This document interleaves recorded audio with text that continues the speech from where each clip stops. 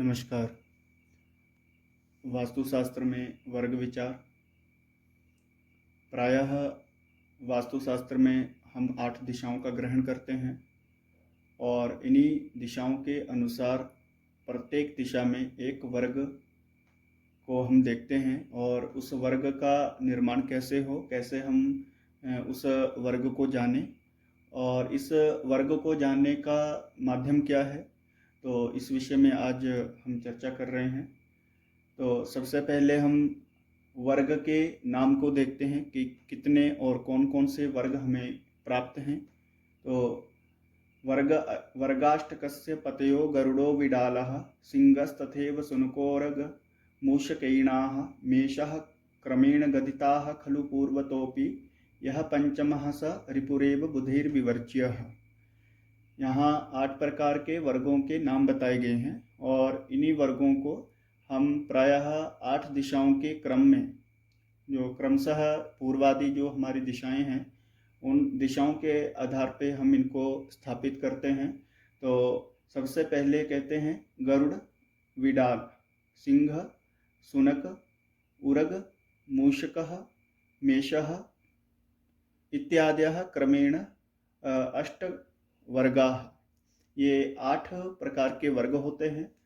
तो क्रम से यहाँ पे सबसे पहले है वर्गाष्टकस्य पतयो गरुडो विडालः। गरुड़ सबसे पहला वर्ग जो है वो गरुड़ नाम का वर्ग है। दूसरे पे विडाल,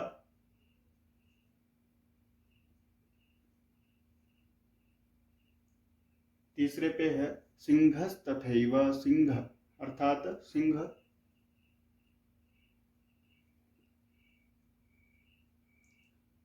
सिंह के बाद है शुनक, शुनक अर्थात श्वान।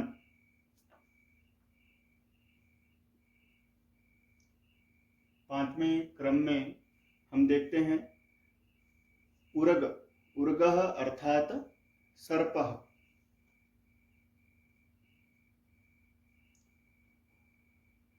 छठे क्रमांक में है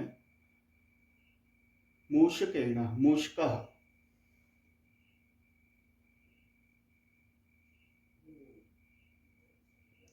अगले क्रम में मूषकः, मृगः, मेषः, मृग और 8वें क्रम में मेष। ये श्लोक के अनुसार हमें 8 प्रकार के वर्गों के नाम यहाँ पे प्राप्त हो रहे हैं। ये तो वर्गों के आधार पे उनको एक नाम दिया गया है, लेकिन वास्तव में हम वर्ग जो हैं वो कैसे बनाएं और उनका आधार क्या है। तो यहाँ पे हम जो हमारी हिंदी वर्णमाला है उसके आधार पे हम वर्गों का निर्धारण करते हैं और उसमें जैसे अ वर्ग, क वर्ग, च वर्ग, च के बाद ट वर्ग, त वर्ग, प वर्ग, य वर्ग और श वर्ग। ये क्रमशः 8 वर्ग, अर्थात वर्ग कहने का यहाँ पे तात्पर्य है कि इन वर्गों के अंदर जो जो वर्ण आते हैं उन वर्णों के समूह को यहाँ पे वर्ग कहा गया है। तो सबसे पहले जो गरुड़ वर्ग है, गरुड़ वर्ग में आपका आता है पूरा का पूरा अ वर्ग। विडाल में क वर्ग, सिंह में च वर्ग, श्वान में ट वर्ग, सर्प में त वर्ग,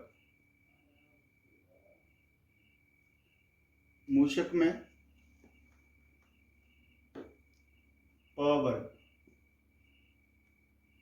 मृग में य वर्ग और मेष में श वर्ग। तो यहाँ पे 8 प्रकार के वर्गों के नाम और यहाँ पे 8 प्रकार के वर्ग। तो अ वर्ग, अब अ वर्ग में कौन कौन से वर्ण आने चाहिए। तो अ, आ, ई इत्यादि जो जितने भी स्वर हैं यहाँ पे अ वर्ग में आते हैं। तो इसमें जो स्वर हैं उनका जो अ और आ, तो लघु और दीर्घ, तो यहाँ पे लघु के साथ साथ दीर्घ का भी ग्रहण किया जाएगा। जैसे अ वर्ग में अ और आ, जैसे यहाँ पे हम किसी के नाम का उच्चारण करते हैं, तो किसी के नाम में जैसे अशोक, तो अशोक में अ यानी लघु वर्ग, लघु वर्ण अ स्वर, और जब हम आ का उच्चारण करेंगे यानी आ से किसी का नाम होगा तो हम वहाँ पे तब भी अ वर्ग का ही ग्रहण करेंगे। तो इसी आधार पे यहाँ पे अ, ई, उ, री, ए, ऐ, ओ, औ, अंग, अह इत्यादि जो स्वर हैं तो या वर्ण हैं उनको यहाँ पे अ वर्ग में ग्रहण करते हैं।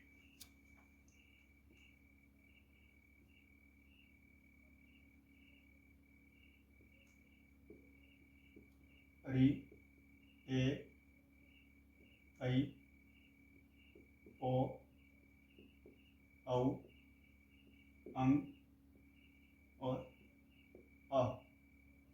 तो ये जो वर्ण अर्थात इनको स्वर ही कहें तो ये वर्ण पूरे के पूरे अ वर्ग में आ जाते हैं। अब ऐसे ही क वर्ग में, तो क में क, ख, ग, घ ये वर्ग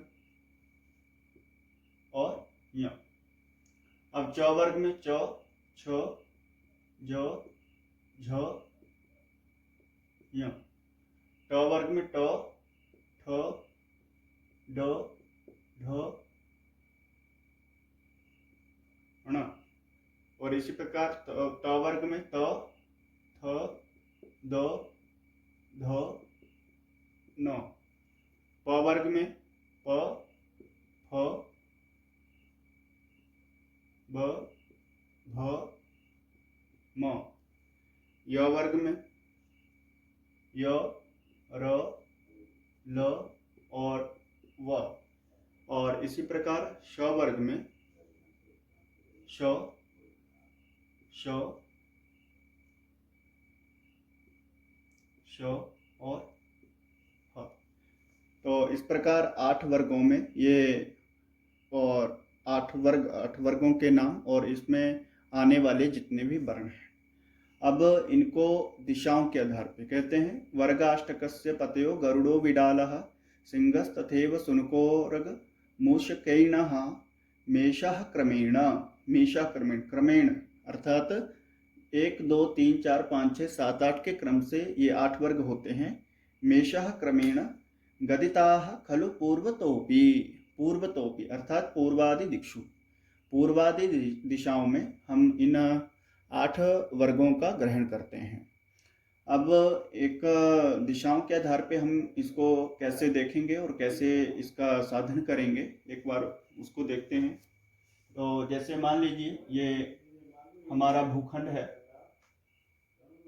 और इसमें हम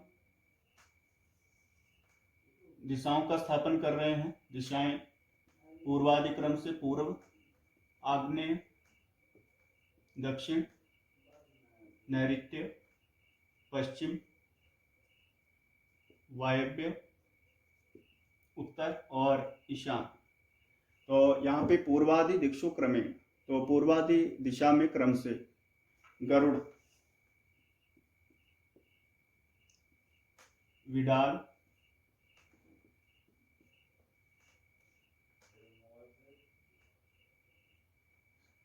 सिंह,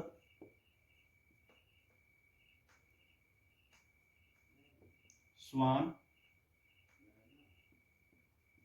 सर्प, मूषक, मृग और मेष। इनको भी यहाँ लिखेंगे तो कोई दोष नहीं है, क्योंकि यहाँ पे हम सिर्फ दिशाओं के अनुसार इनका ग्रहण कर रहे हैं।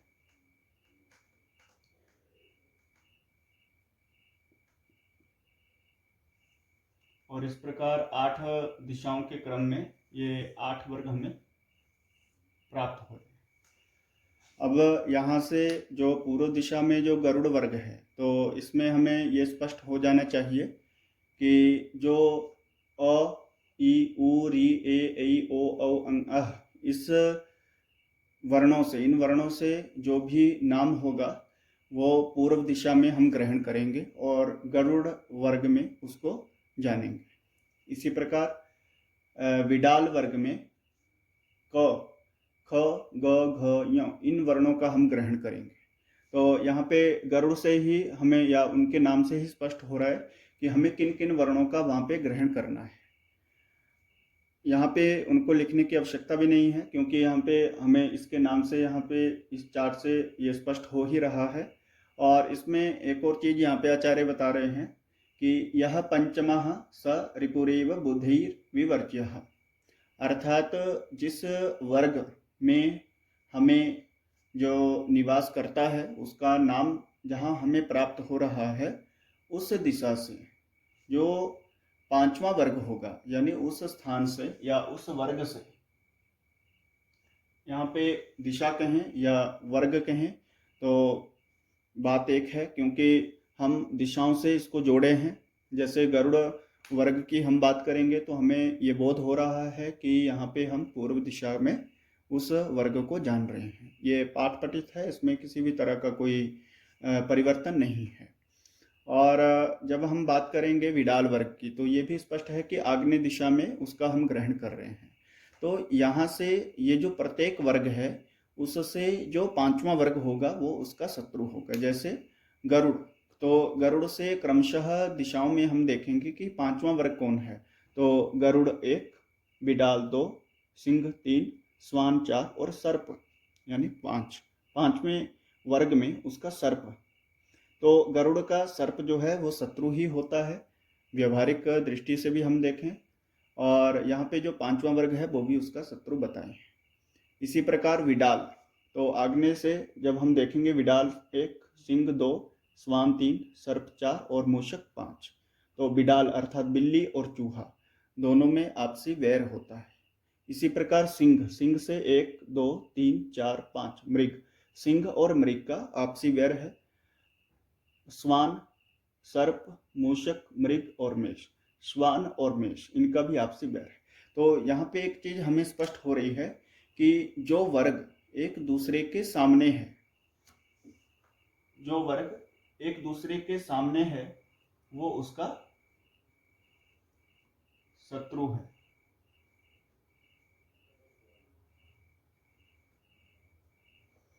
ठीक है, जो वर्ग एक दूसरे के बिल्कुल 180 डिग्री पे है या ठीक उसकी विपरीत दिशा में है तो वो उसका शत्रु है।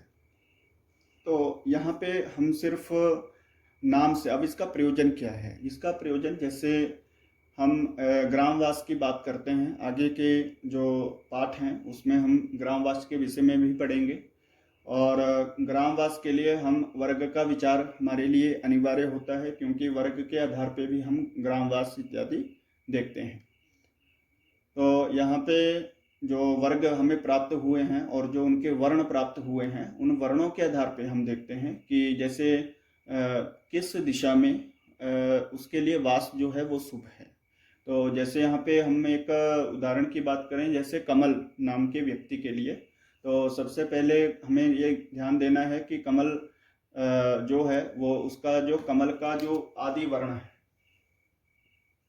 अर्थात जो क है उसका उच्चार, नाम का प्रथम अक्षर है वो क्या है, वो क है, और कौन से वर्ग में जा रहा है?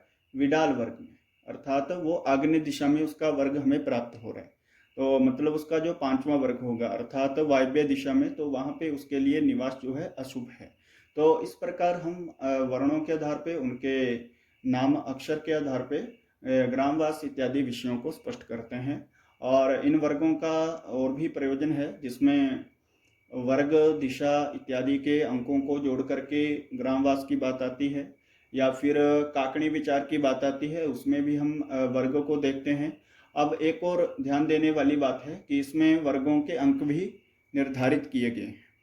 तो वर्गों के अंक जो हैं वो उसकी स्थिति के अनुसार, उसकी पूर्वादि दिशाओं को आधार मानते हुए ही उनको निर्धारित किया गया है। जैसे प्रथम जो वर्ग हैं अर्थात गरुड़ वर्ग, तो उसको एक क्रम से वहाँ पे चिन्हित किया गया है या एक अंक उसको दिया गया है। जैसे गरुड़ को 1, विडाल को 2, सिंह को 3, श्वान को 4, सर्प को 5, मूषक को 6, मृग को 7 और मेष को 8।